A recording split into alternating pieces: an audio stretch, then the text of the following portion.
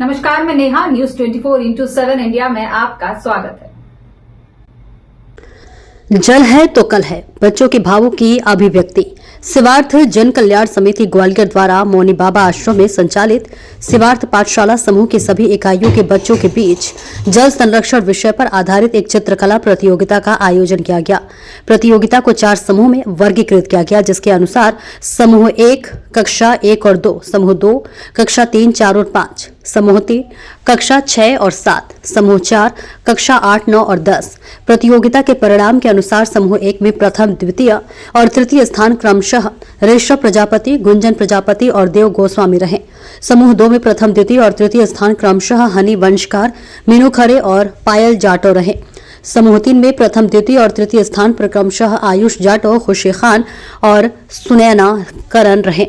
समूह 4 में प्रथम, द्वितीय और तृतीय स्थान पर क्रमशः दीपिका लखेरे, जैस्मिन धाकड़ और खुशी गोस्वामी रहे।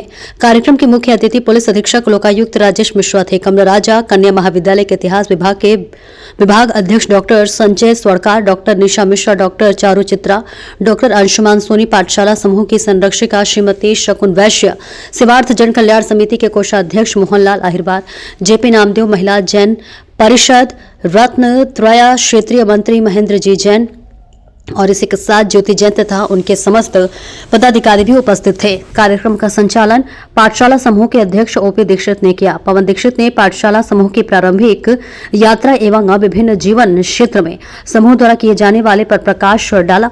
इस अवसर पर 90 प्रतिभागी बच्चे विभिन्न पाठशाला केंद्रों से आए हुए शिक्षक साथी रहे। लाल टिपारा पर संचालित शिक्षण केंद्र से आए हुए प्रतिभागी बच्चे सुनील जाटो ने अपने पैरों की उंगलियों से जब चित्रात्मक अभिव्यक्ति कैनवास पर उकेरी तो अतिथि समूह एवं पालक उसकी प्रतिभा से अभिभूत हुए। उल्लेखनीय है कि बच्चों ने कई आकर्षक और प्रेरणादायक नारों के द्वारा जल संरक्षण और उसकी महत्ता के चित्रों के माध्यम से अभिव्यक्त किया है। कैनवास पर उकेरे गए चित्र बच्चों के अंदर भविष्य की जल की सूचिता और उसकी उपयोगिता पर आधारित संदेश दे रहे थे। आने वाला भविष्य सुरक्षित और स्वस्थ रहे, इस हेतु जल एक अपरिहार्य आवश्यक घटक है। इसको बचाने एवं संरक्षित रखने के लिए बच्चों के अंदर छिपे हुए भावों को चित्रों के माध्यम से दर्शाने की यह प्रणाली वर्तमान भारत और दुनिया के लिए अत्यधिक प्रासंगिक है। पाठशाला समूह के अध्यक्ष ओपी दीक्षित ने सभी अतिथियों के प्रति आभार व्यक्त करते हुए कहा कि समाज की अंतिम पंक्ति में अंतिम बिंदु पर खड़े हुए परिवारों के बच्चों का शिक्षा और संस्कार के द्वारा स्वस्थ जीवन शैली के लिए किया गया यह प्रयास समाज के सकारात्मक सहयोग के बिना सफल और सार्थक नहीं हो सकता।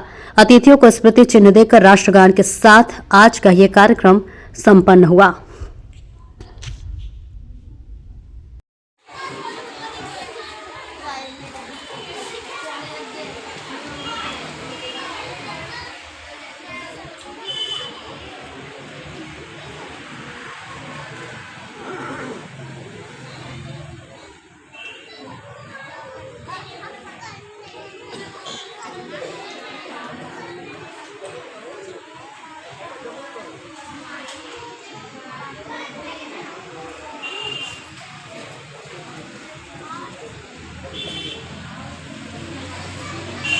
अलग अलग ग्रुप का जिस तरह से मैनेज किया गया इस पूरी प्रतियोगिता को, उसको देखकर हमें बहुत ही अच्छा लगा।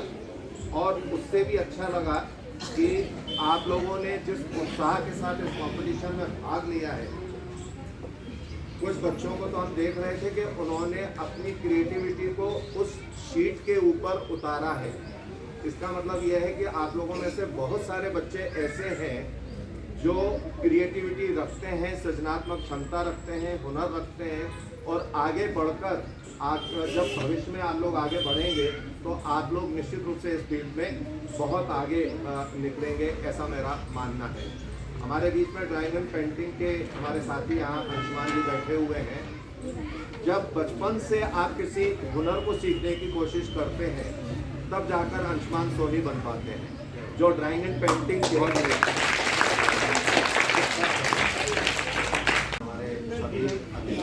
प्यारे बच्चों, आप लोगों के चेहरे पर जो मुस्कान हमें हमेशा दिखाई देती है, उससे हमारा उत्साह बढ़ता है। आप लोग हमसे मिले हैं या नहीं मिले हैं, यही हम जानना चाहते हैं। हम आपके बीच आते हैं, इस वजह से आते हैं ताकि हम आप लोगों से बात कर सकें आप लोगों की प्रोग्रेस को जान सकें, आप लोग कैसे आगे बढ़ सकते हैं। दीक्षित जी ने जो एक मिशन शुरू किया है, उस मिशन को हम कैसे आगे ले जाएं और इस मिशन को कैसे सफलता मिलेगी, इसके लिए हम लोग सब प्रयास करते हैं।